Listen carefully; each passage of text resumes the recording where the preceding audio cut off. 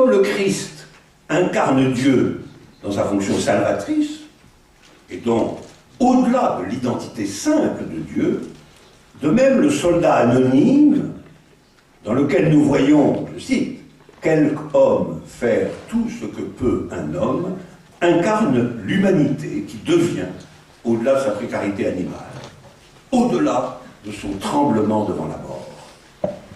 Pour cette raison, comme la véritable essence de Dieu est atteinte dans la figure du Christ, la véritable essence de l'humanité est atteinte dans la figure du soldat. Et troisièmement, mais cette essence de l'humanité va au-delà d'un simple accomplissement, elle est existentielle et non pas seulement essentielle. Le soldat, nous dit Hopkins, est une figure qui transfigure l'humanité. Parce que dans l'action du soldat, nous avons quelque chose d'éternel. Exactement comme dans la mort du Christ, nous avons la résurrection, la vie nouvelle. En témoigne le cri de Dieu lui-même à la vue du soldat, « Ô action faite Christ ». Alors, finalement, nous pouvons dire que le soldat, c'est une métaphore qui contient trois traits fondamentaux de l'être humain lorsque celui-ci est saisi par une vérité. L'être humain quand celui-ci va au-delà de lui-même.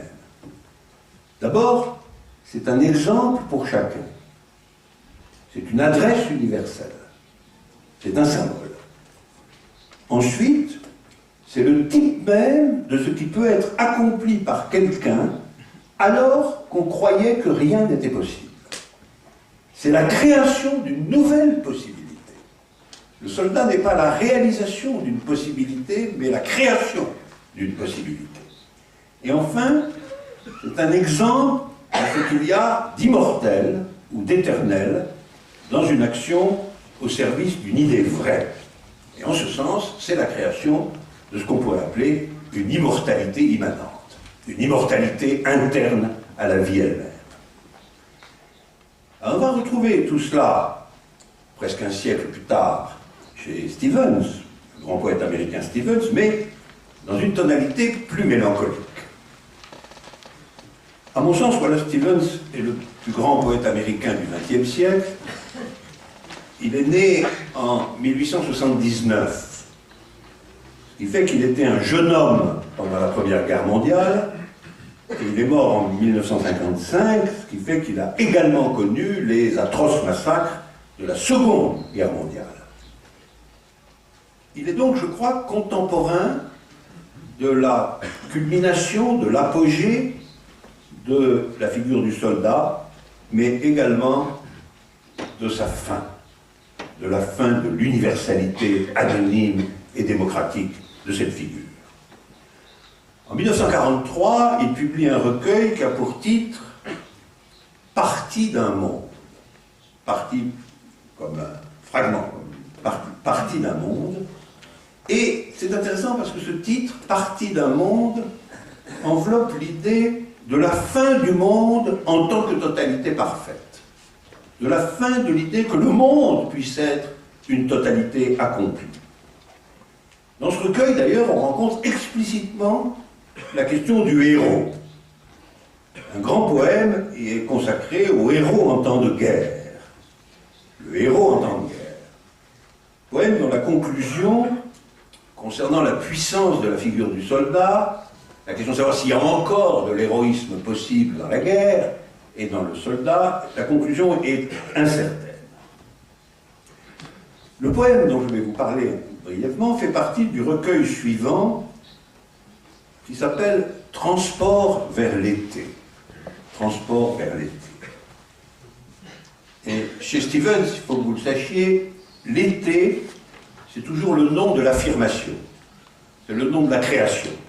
Le nom poétique de la création. Exactement comme pour lui le soleil, c'est le nom du point où être et apparaître sont indiscernables. Le soleil, c'est ce qui nomme poétiquement le moment où être et surgir, être et devenir sont la même chose. Pour Stevens, la guerre n'est plus, elle a cessé d'être le lieu naturel de l'héroïsme nouveau.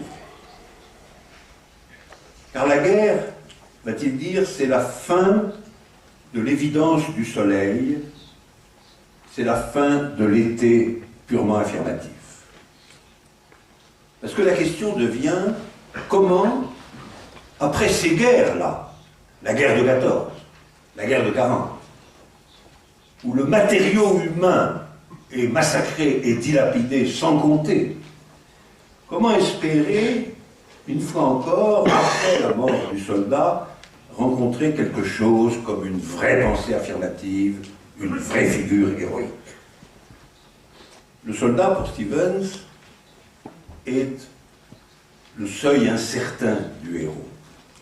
Et la nécessaire relève du héros soldat par une autre figure, dont le poème peut-être est la promesse ou le chiffre.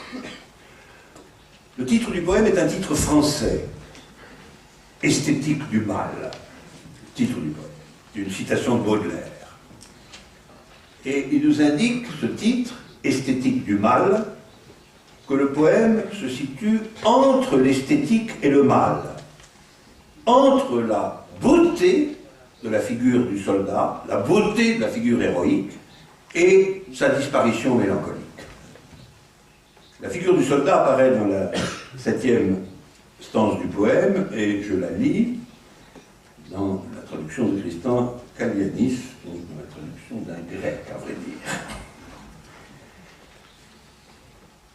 Qu'elle est rouge, la rose qui est la blessure du soldat, les blessures de nombreux soldats, les blessures de tous les soldats qui sont tombés rouges en sang, le soldat du temps agrandi au format de l'immortel. Une montagne d'où l'aisance est à jamais bannie, sauf si l'indifférence à une mort plus profonde est aisance, se dresse dans l'obscur. Une colline d'ombre où le soldat du temps trouve un immortel repos. Des cercles d'ombre concentriques en eux-mêmes immobiles, mais se déplaçant sur le vent, forment des circonvolutions mystiques dans le sommeil temporel du soldat rouge immortel sur son lit. Les ombres de ses camarades le retournent dans la haute nuit.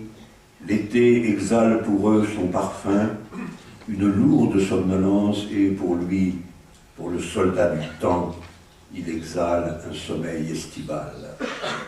Où sa blessure est bonne, parce que la vie l'était. Aucune part de lui ne fut jamais part de la mort.